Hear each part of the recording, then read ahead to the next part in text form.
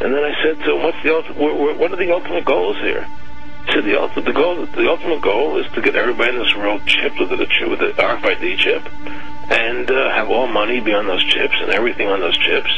And if anybody wants to protest what we do or violate what we want, we just turn off their chip. In the end, everybody will be locked into a monitored control grid where every single action you perform is documented. And if you get out of line, they can just turn off your chip, for at that point in time, every single aspect of society will revolve around interactions with the chips. This is the picture that is painted for the future if you open your eyes to see it. A centralized one-world economy where everyone's moves and everyone's transactions are tracked and monitored, all rights removed. What is at stake is more than one small country. It is a big idea, a new world order.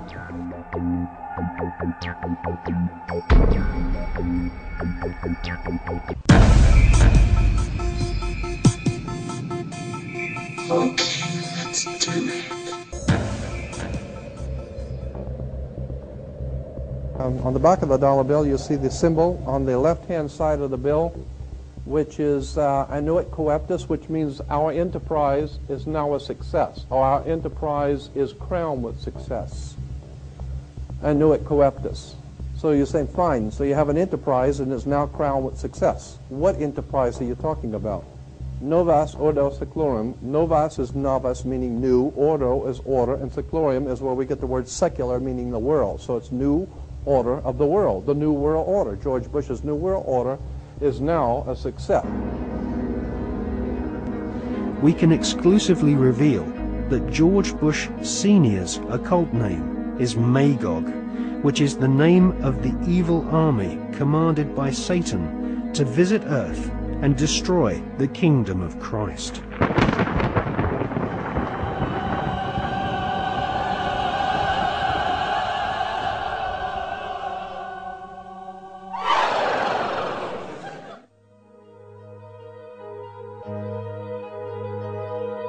The American Ivy League colleges each have their own branches of the Skull and Bones Brotherhood of Death, indoctrinating the children of America's elite families who go on to become the captains of industry, banking, law, military, and the media.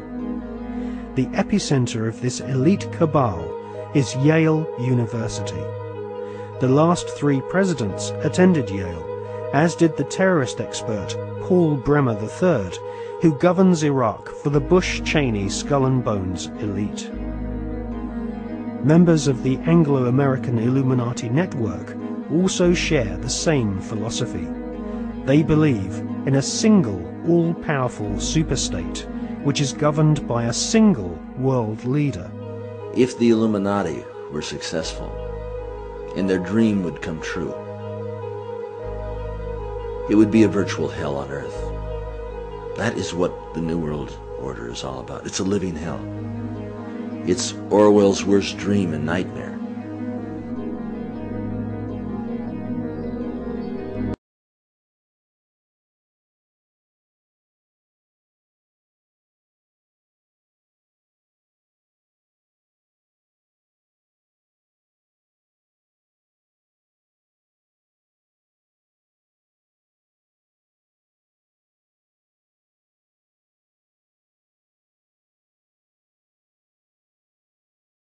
The FEMA plans to imprison American citizens have generated a lot of interest around the country in locating the potential prison camps throughout the country, or facilities that have other uses but which could be quickly used to detain large numbers of people, such as this Amtrak facility in Beech Grove, Indiana.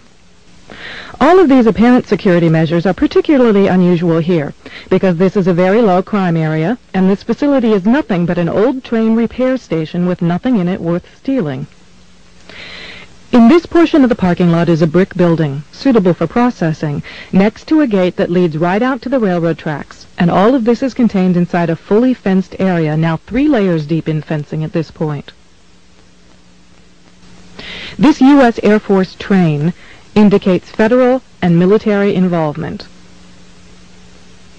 Facing the opposite direction You can see that this area, too, is a very large fenced area with railroad track running the length of the fence and plenty of warehouses. This small building is the only way into a particular fenced area.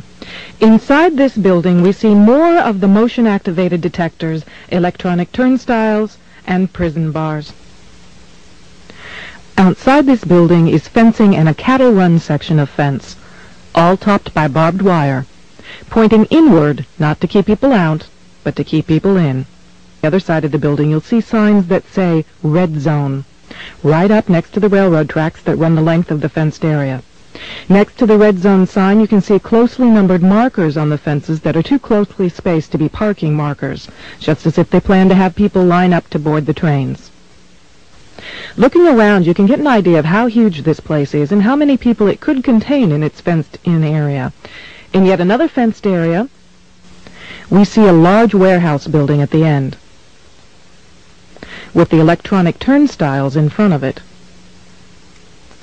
The building is one that has a new concrete floor, and its doors and windows have all been blocked. Outside, there are new gas pipes.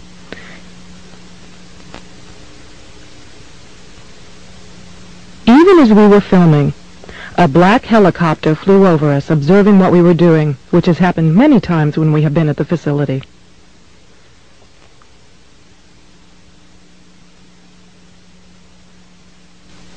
The gas lines and gas pipes at the facility run the length of the buildings.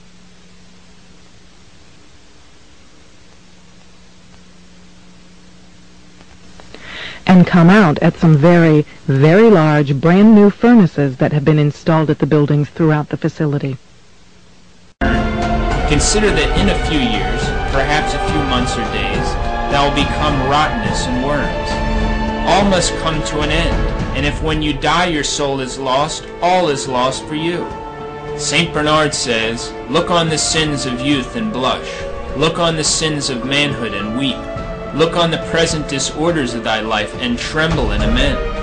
Behold the graves of the dead, and say to yourself, if these could live again, what would they not do for eternal life? And I who have time, what do I do for my soul? In the world, those only are esteemed happy who enjoy the goods, the pleasures, the riches, and the pomps of this world. But death puts an end to all these joys of earth. For what is your life? It is a vapor which appeareth for a little while, James 4:15. Behold that man, courted today, feared and almost worshipped. Tomorrow when he is dead he will be despised, reviled, and trampled upon. When death comes we must leave all.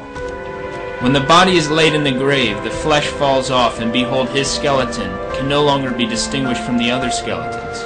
Go to the grave, says St. Basil, and see if you can there discover who has been servant and who has been master.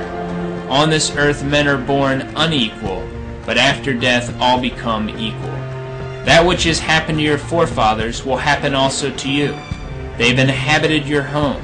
They have slept in that very bed, but now they are no longer there.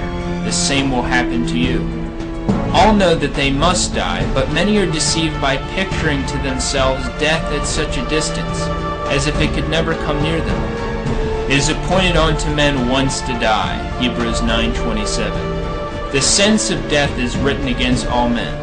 Death alone is certain, says St. Augustine. All other goods or evils are uncertain. It is uncertain whether the newborn infant will be poor or rich, whether it will have good or bad health, whether it will die young or old. All is uncertain, but it is certain that it shall die. If then you should live all the days you reckon upon, still a day must come, and of that day an hour which will be the last for you. Who is the man who shall live and not see death? There has never been a man so mad as to flatter himself that he should never die. That which has happened to your ancestors will happen also to you. Of all those who at the beginning of the last century lived in your country, behold, not one is living. Even the princes and monarchs of the earth have changed their abode.